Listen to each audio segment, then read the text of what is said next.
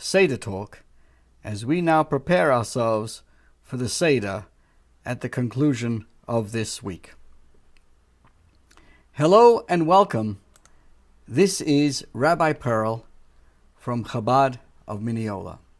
We do appreciate you joining us each and every week for these special broadcasts. And so today, let us think about a certain aspect, certain words that are said in the Haggadah. Let me reminisce for a moment. I remember the Seder nights of my childhood. Those tables, those fold-up chairs, snaking their way around the corners. Of course, I remember the matzah crumbs decorating the carpets, those fantastic smells wafting their way through the kitchen, and the crowd of us kids spilling grape juice in excitement at all that was happening around us. So as the family grew, the venue changed, the menu changed, groups, hived off to their in-laws on alternate nights.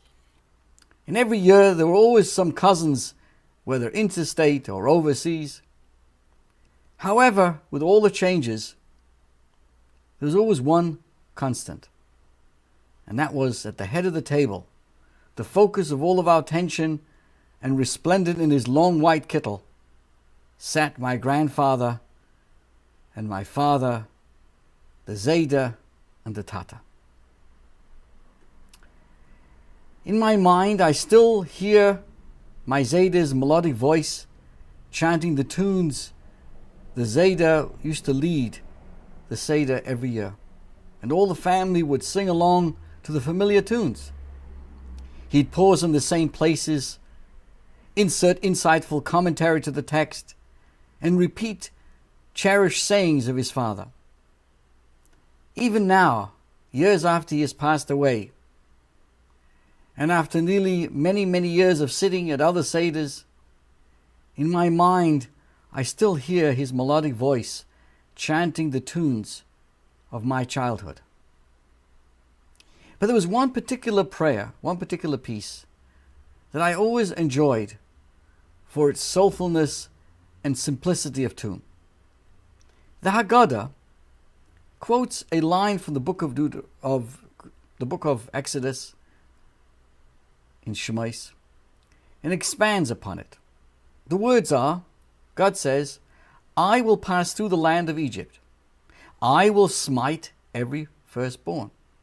And upon all the gods of Egypt I will perform acts of judgment. I, God. And the rabbis query the frequency of why is God referring to himself with his personal pronoun, I and I, and explain that God was promising to do it all himself. I'll rescue them, and not an angel. I, and not a seraph.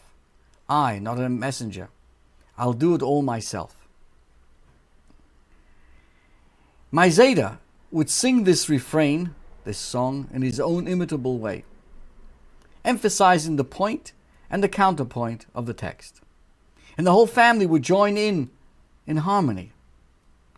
And that paragraph has always been one of my Seder highlights. Just recently, I discovered an insight of the Rebbe, of the Lubavitcher Rebbe, on these words. The Rebbe wondered why God was so insistent on doing everything himself. Why not leave something for the angels to do?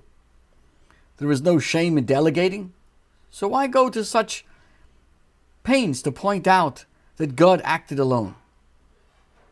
In a comment that could well sum up my Zayda's philosophy of life and describe his constant care and concern for others, the Rebbe explains that God is teaching us how to respond to people in need.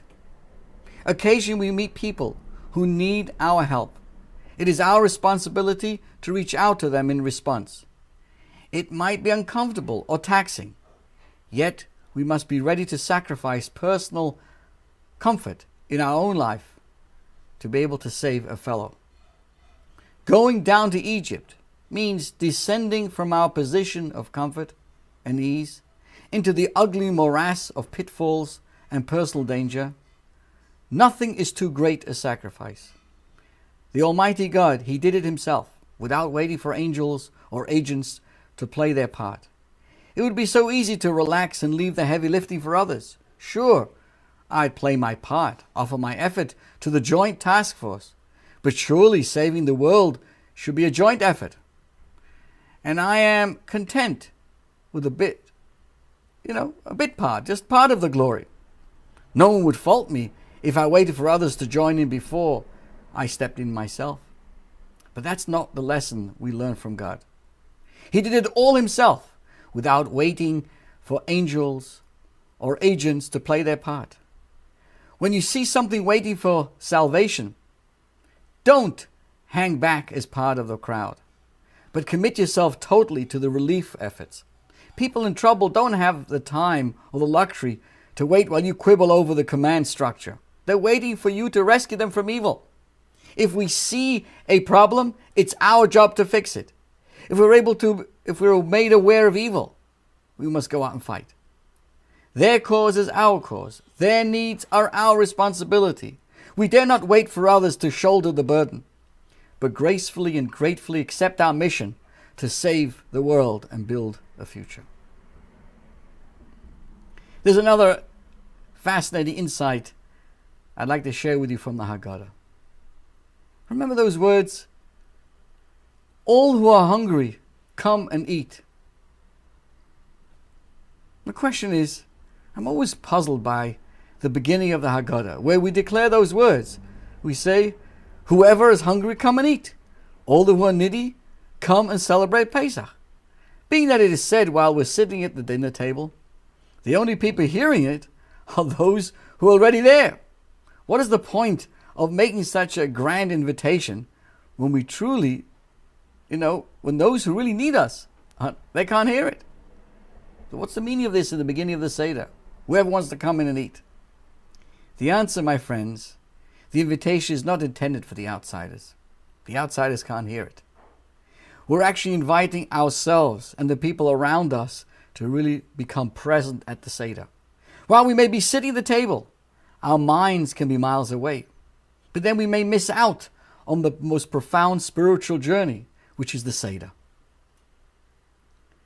Each one of us is hungry, and we are all needy.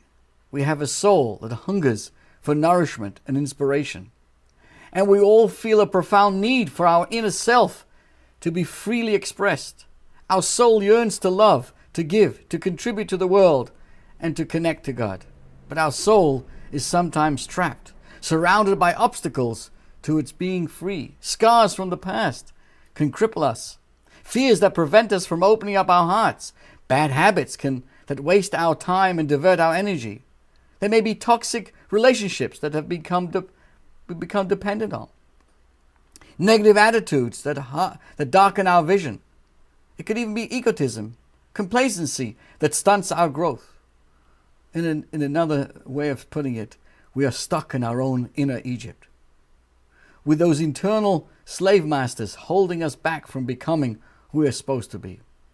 So like Pharaoh of old, our ego doesn't want to let us go. Even as we sit down at the Seder to read the story of the Israelite exodus from slavery, we are still slaves. So at the beginning of the Seder, what do we say? We invite ourselves to really become part of the Seder and to experience the freedom.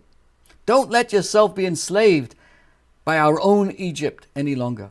Whoever is hungry, come and eat, we say. Whoever is needy, come and celebrate Passover. If you are hungry for inspiration, come, absorb the Haggadah's message of liberty. Don't just sit there. Come, let's enter into the Passover experience with our entire being.